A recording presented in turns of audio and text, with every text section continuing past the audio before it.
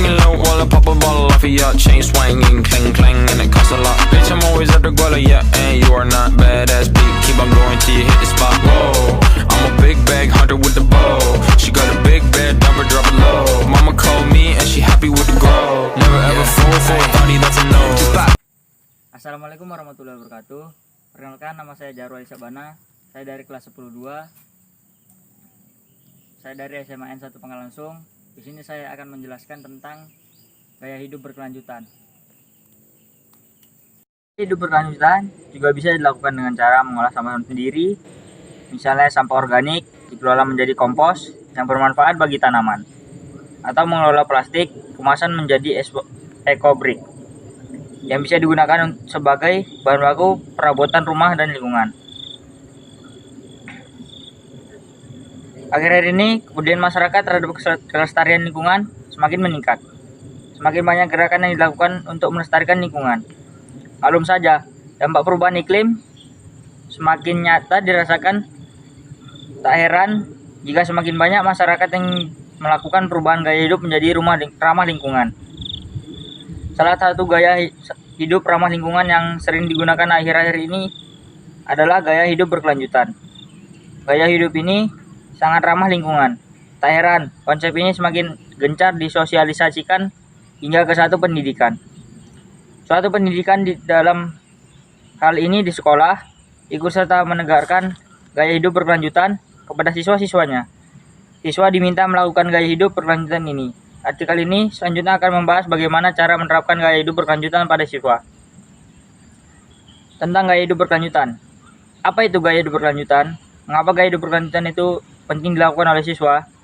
Gaya hidup berkelanjutan adalah gaya hidup yang mengutamakan penggunaan energi terbarukan.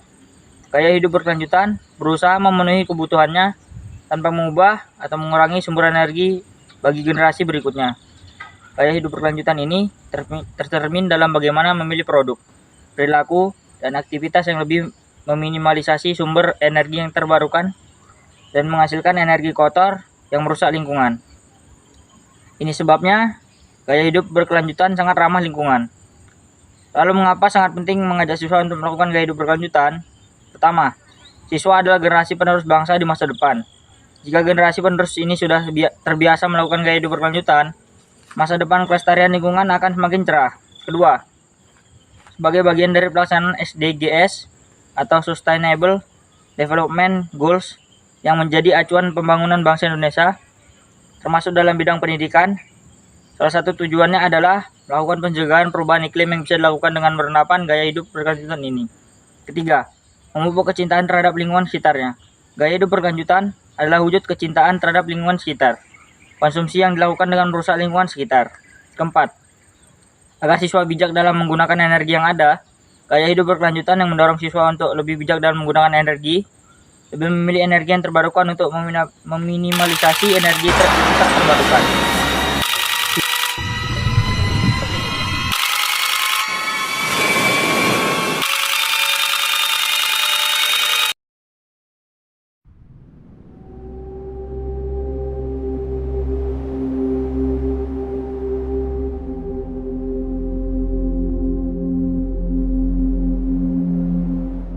Sampah plastik menjadi permasalahan lingkungan secara global dari masa ke masa. Materialnya yang membutuhkan waktu lama untuk terurai, membuat limbahnya kerap menumpuk berpuluh-puluh tahun serta mencemari lingkungan.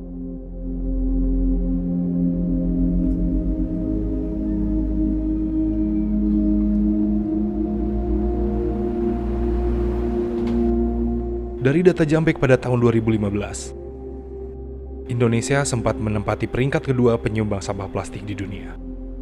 Sebanyak 10,1% sampah plastik di dunia yang tidak terkelola berasal dari Indonesia.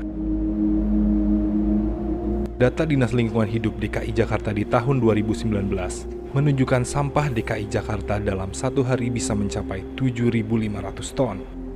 14% dari jumlah tersebut atau sekitar 1.000 ton merupakan sampah plastik yang didominasi oleh plastik sekali pakai.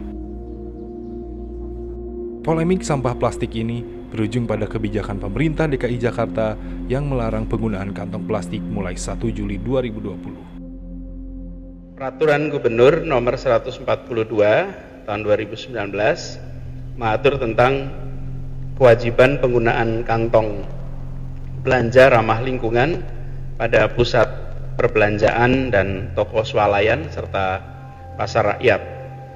Nah, aturan ini berlaku mulai 1 Juli. Jadi ini bagian dari usaha kita untuk mengubah perilaku agar setiap orang, setiap kegiatan di Jakarta memperhitungkan sustainable development. Sanksi administratif bagi pelanggar juga dibagi dalam beberapa tahap. Mulai dari teguran tertulis, uang denda, pembekuan, hingga pencabutan izin usaha.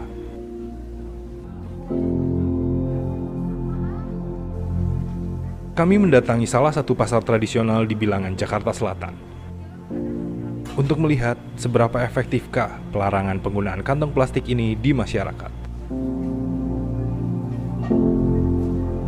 Ya sebenarnya bagus sih, cuman kita tuh kan kalau tiba-tiba begini kan harusnya sebelumnya ada sosialisasi dulu, istilahnya persiapan dulu lah gitu. Nah, jadi kalau tiba-tiba barang kita buat bungkusnya belum ada, mau diapain?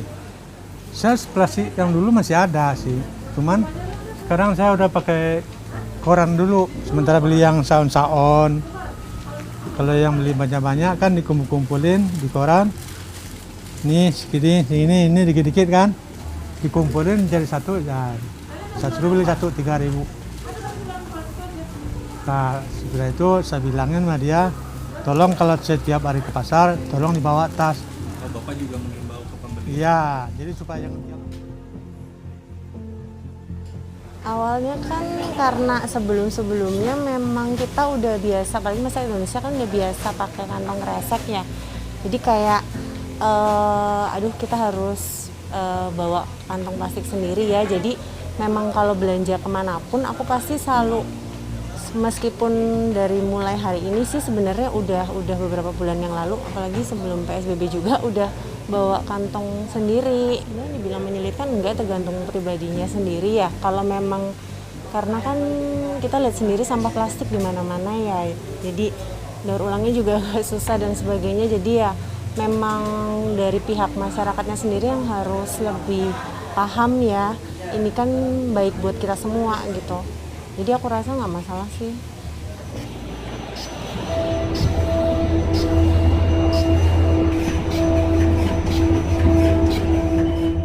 Di sisi lain, aturan ini juga berdampak pada pendapatan produsen plastik sampai ke pedagang plastik eceran. Dari segi penjualan sih menurun buat kantong-kantong. Efeknya jauh juga sih perbedaannya dari penjualan. Kesulitan nyari bahan selain plastik buat pedagang juga. Kesulitan bahan-bahan ini, kantong yang kayak begini. Ada sih sosialisasinya udah, cuman rakyatnya belum siap ya. Sama dari mereka sendiri ngasih opsi.